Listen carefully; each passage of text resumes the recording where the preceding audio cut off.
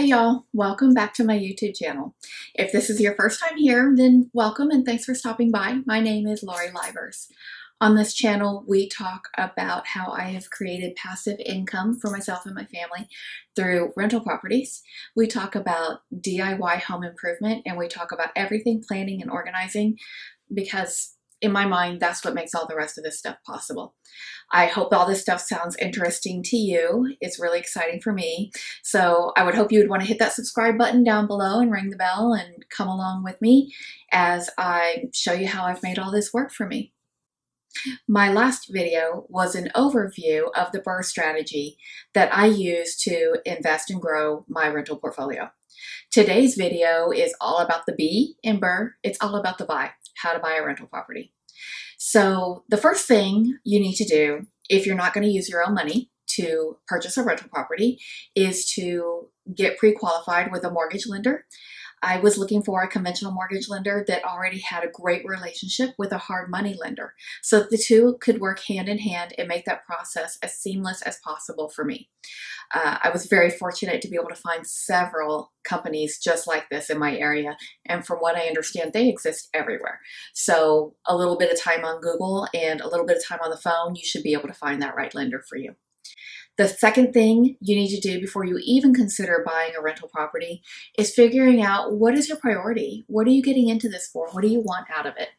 I am a huge believer of begin with the end in mind. It is what helps us clarify what are we going to do every day that gets us to live that life we want to lead. And I have finally had a lot of that come together for me because I've really spent some time trying to figure out what does that mean to me, begin with the end in mind. So for me, the top priority in my rental portfolio is cash flow. That's the most important thing to me. And my minimum standard on a property at this time is $400 a month. If a property can't produce at least $400 a month for me on a regular, ongoing month after month basis, then I'm simply not interested. So a question I get a lot about purchasing rental properties is how do you find the houses? And it is by far the most challenging part. I spend the most time in this whole deal looking for houses. I'm not always looking for a house, but I would say every 10 to 12 weeks I'm looking for a house, and it takes me sometimes a week or two to find a property. I get lists of properties from an agent that I love working with, and she has found me some great properties that I have been very successful with. I get notifications from my local MLS system. I have a consumer search set up through my local MLS account that notifies me of any properties that come on the market that fit the parameters that I'm looking for.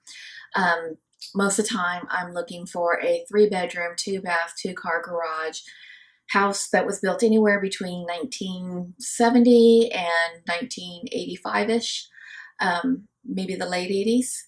And I'm looking for something that's right between maybe 1,500, 1,800 square feet. Those properties have proven to be the most successful in my portfolio, and so I'd like to find more of them. When properties that fit that type of parameter come online and come available for sale, I'm automatically notified from my MLS system. Another place that I have been really successful in getting properties from is through some local wholesalers. Real estate wholesalers really work really hard to canvas an area and find the properties that are the best fit for investors such as myself, and then they share that list of properties with us. That's how they make their living, is helping us find those properties. So I really appreciate all the work the wholesalers do. Once I have my list of properties that I'm going to consider, I just sit down at my computer with a cup of coffee, and the first thing I do is map them out right on Google Maps and find my travel time. If a property is not within a 30-minute travel time of my home, I'm simply not interested because I do still self-manage all my own property. As my portfolio grows, I fully intend to step away from the self-management strategy and employ a property manager. At that time, the location of the property won't be as important as it is to me today, but for now, I do self-manage, so it's got to be within 30 minutes travel time of my home, because the whole reason I did this is so that I can set my own schedule and do what I want to do from day to day and not what I thought I had to do. So it's got to be close by. It's got to work for me. The second thing I'm looking at is the numbers. if a property doesn't produce at least $400 a month, or if I don't see the potential to produce at least $400 a month in cash flow, then I'm simply not interested. It's not worth my time and effort to go through the process of purchasing, rehabbing a property if I'm not going to get that minimum amount of money out of it. In my experience, I have always been able to get more than that $400 a month out of it. Most of my properties now are bringing anywhere between $500 and $600 per month in clear cash flow.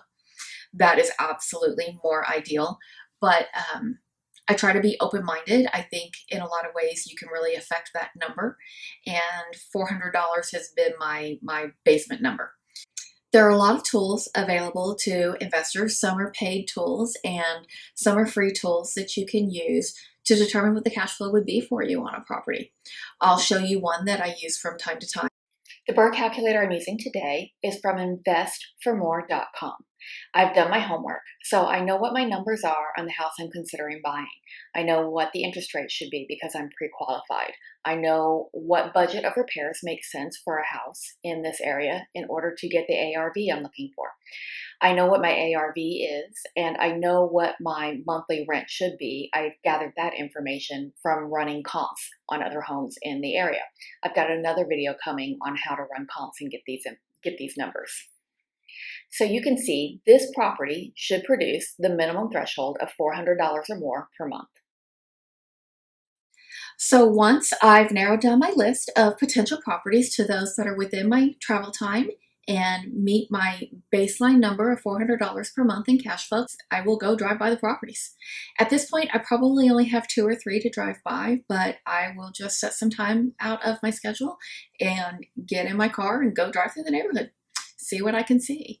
If it's a neighborhood that I feel like I can find a pool of potential tenants that might want to live here in this neighborhood, then I will reach out to either the wholesaler or the agent to arrange a time to walk the property. And by walk the property, that means get inside of it, check it all out. Now, when I go into a property, I only have 2 immediate deal breakers. My first immediate deal breaker is if the rehab needs of the property just way exceed the rehab budget that makes sense for me. Sometimes that's a hole in a roof, something like this, and sometimes a hole in the roof is not a scary thing. Sometimes it's something that wouldn't scare me away from the property. But in this instance, this particular property that I've got these pictures up on, it was a deal breaker for me. I feel like this property is going to need way more money in rehab to make it comfortably, safely livable than makes sense for my budget. It makes sense for my strategy. The other and most important immediate deal breaker for me is if someone is living in the home that is not the person selling the home. I'm not going to buy a house that comes with people. I know a lot of investors don't let this be a deal breaker for them. They are well versed and well practiced in handling the situation. I feel like these situations can be extremely delicate, and I'm still a person at the end of the day, and I don't want to get into that. That's just not something I'm comfortable dealing with at this time in my career. So if it's got people living in it that are not selling the property, then that's an immediate deal breaker for me. If I don't see either of those deal breakers, and from looking around the property and really taking some time to really take a good hard look at a property, if I feel like my rehab budget makes sense to bring this property to a point where it can be safely and comfortably lived in, then I'm ready to make an offer on the house.